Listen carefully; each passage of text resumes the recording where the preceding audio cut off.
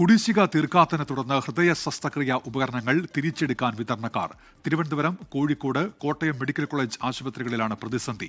Thiruvananthapuram medical കോളേജിന് 10 ദിവസത്തെ കൂടി സമയം അനുവദിക്കുമെന്ന് വിതരണക്കാർ പറഞ്ഞു. അതേസമയം കോഴിക്കോട് മെഡിക്കൽ കോളേജിനെതിരെ നിയമ നടപടി സ്വീകരിക്കാനാണ് നീക്കം.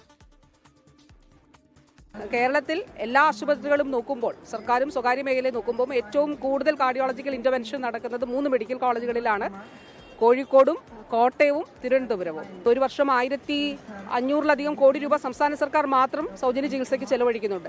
അപ്പോൾ ഈ കുടിശ്ശിക എന്ന് പറയുമ്പോൾ തീർച്ചയായിട്ടും അത് സൗജന്യ ചികിത്സ നേടി അതിനുശേഷമുള്ള അത് നമ്മൾ പേ ചെയ്യാനുള്ളതാണ്, സർക്കാർ പേ ചെയ്യാനുള്ളതാണ്. ഇതിനുള്ള ശ്രമം നടത്തും.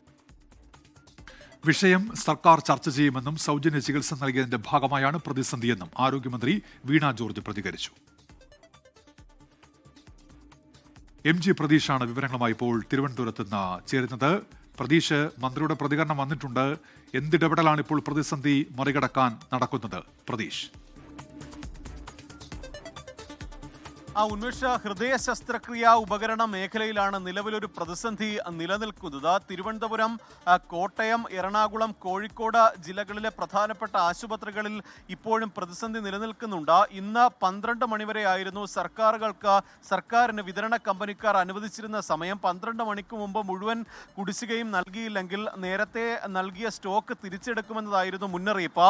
അതിനു പിന്നാലെ തന്നെ വിവിധ ആശുപത്രി സൂപ്രണ്ടുമാരുമായി ഈ വിതരണ കമ്പനി പ്രതിനിധികൾ ചർച്ച നടത്തിയിരുന്നു. അതിൽ കോഴിക്കോട് നടത്തിയ ചർച്ചയിൽ സമവായമായില്ല. കോഴിക്കോട് നേരത്തെ നൽകിയിരുന്ന സ്റ്റോക്ക് തിരിച്ചെടുക്കാൻ ആശുപത്രി അധികൃതർ അനുവദിച്ചില്ല. അതുകൊണ്ട് തന്നെ ആശുപത്രിക്കെതിരെ നിയമ നടപടി സ്വീകരിക്കാനാണ് വിതരണ കമ്പനിയുടെ തീരുമാനം. പക്ഷേ തിരുവനന്തപുരം മെഡിക്കൽ കോളേജ് സൂപ്രണ്ടുമായി കമ്പനി പ്രതിനിധികൾ നടത്തിയ ചർച്ച പോസിറ്റീവായിരുന്നു. 10 ദിവസത്തെ സമയം കൂടി ആശുപത്രിക്ക് വിതരണ കമ്പനികൾ അനുവദിച്ചിട്ടുണ്ട്. 10 ദിവസത്തിനകം മാർച്ച് മാസത്തെ മുഴുവൻ കുടിശ്ശികയും നൽകാമെന്ന ഒരു ഉറപ്പാണ് ആശുപത്രി നൽകിയിരിക്കുന്നത്. ഏകദേശം 25 കോടിയോളം രൂപയാണ് തിരുവനന്തപുരം മെഡിക്കൽ കോളേജ് മാത്രം ഈ വിതരണ കമ്പനിക്കാർക്ക് നൽകാനുള്ളത്. സെപ്റ്റംബർ മാസം മുതൽ തന്നെ കുടിശ്ശിക നൽകാത്തത് കൊണ്ട് ഈ വിതരണം പൂർണ്ണമായും നിർത്തിവച്ചിട്ടുണ്ട്. നേരത്തെ വിതരണം നൽകിയ ഈ ഉപകരണങ്ങളാണ് തിരിച്ചെടുക്കാനുള്ള ഒരു നീക്കം എന്തായാലും ഈ കമ്പനിക്കാരുടെ ഭാഗത്ത് നിന്ന് ഉണ്ടായിട്ടുള്ളത്. ഇന്ന് വൈകിട്ടോടുകൂടി തന്നെ ഈ വിതരണ കമ്പനിക്കാർ യോഗം ചേർന്ന് തുടർ നടപടികൾ തീരുമാനിക്കും. ഈ സർക്കാർ അനുകൂല നിലപാട് സ്വീകരിച്ചില്ലെങ്കിൽ ശക്തമായ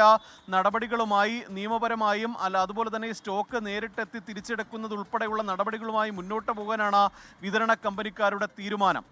ഉന്മേഷ്. ശരി, MG പ്രതീഷാണ് തിരുവനന്തപുരത്ത് വിവരങ്ങൾ നൽകിയത്.